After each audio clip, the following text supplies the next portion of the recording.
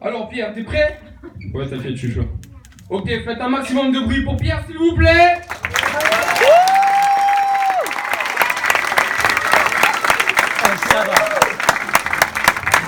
Pierre, tu joues à quoi là? Faut rentrer? Bah, je l'ai fait attendre. Comment ça? Bah, je l'ai fait attendre. C'est des cheminots, ils ont bien l'habitude. Ah non, t'y vas tout de suite là.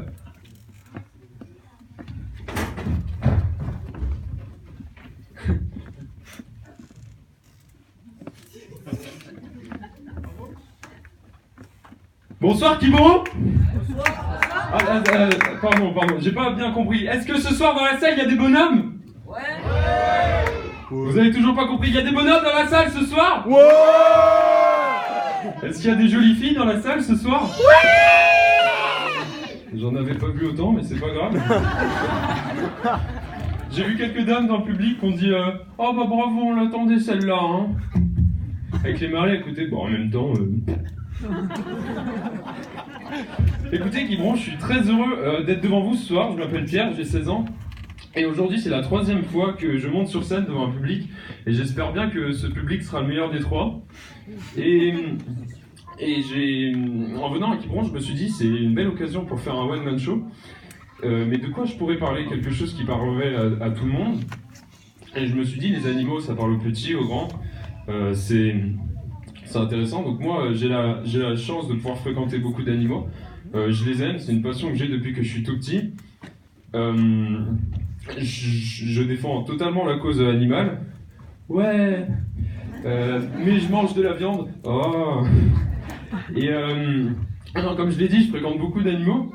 À la maison, par exemple, j'ai 3 animaux. J'ai un chien et j'ai 2 sœurs. Elles les prennent très mal. J'imagine le regard de mes parents qui me disent oh, si elles te tapent, et c'est pas mon problème, hein. Donc, comme je l'ai dit, pour en revenir, j'ai un chien.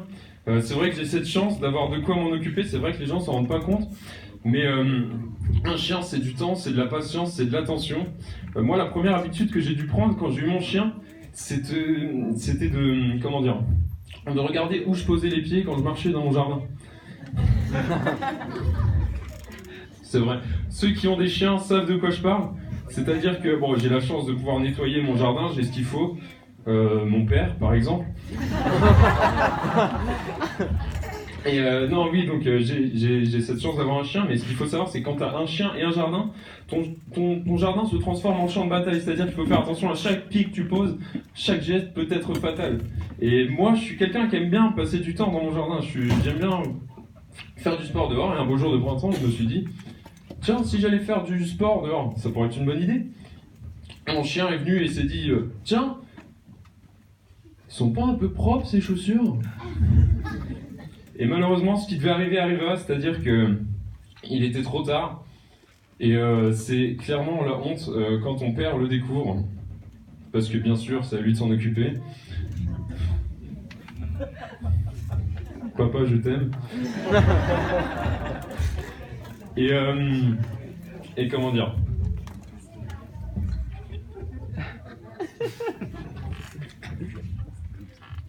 Et donc quand t'as un terrain comme ça, j'ai inventé une espèce de marche pour pouvoir le traverser. C'est un mélange entre une marelle et un saut en longueur, tu vois ce que je veux dire? Et ah oui. Et quand ce qui devait arriver arriva, j'ai remarqué qu'on a tous le même comportement, c'est-à-dire que on est dans notre bonne humeur quand tout à coup, on bouge plus. On lève plus le pied. C'est peut-être une mine sur laquelle on a marché, ça va exploser. Et ensuite, on se pose tout un tas de questions dans notre tête, c'est-à-dire que tu deviens parano. Tu regardes autour de toi si quelqu'un t'a vu, ton père, ton frère, ta soeur, le moineau du dessus, le voisin d'en dessous. Tu sais pas exactement, tu te poses d'autres questions. Comment est-ce que je vais pouvoir nettoyer mes chaussures? Papa, je t'aime. Et d'autres questions qui peuvent te tracasser pendant toute la journée. Je sais pas moi, est-ce que c'est le pied droit ou gauche qui porte bonheur? On sait jamais. Peut-être que ça pourrait servir, enfin bref. Je parle comme ça de mon chien, on dirait que je l'aime pas, mais je l'adore. Je lui porte beaucoup d'amour. On lui donne tous les soins qu'il faut. On l'emmène souvent chez le veto, par exemple. Ouais, je parle de ce veto-là. Celui qui est au bout de la rue, à côté du restaurant chinois. Les plus grands comprendront. Oh, c'est bon. Hein. Quiberon, je vous remercie énormément. J'espère que vous avez passé un très bon moment avec moi, puisque vous avez réussi à mettre des étoiles dans les yeux du gosse qui est en train de réaliser une partie de son rêve devant vous ce soir. Merci beaucoup.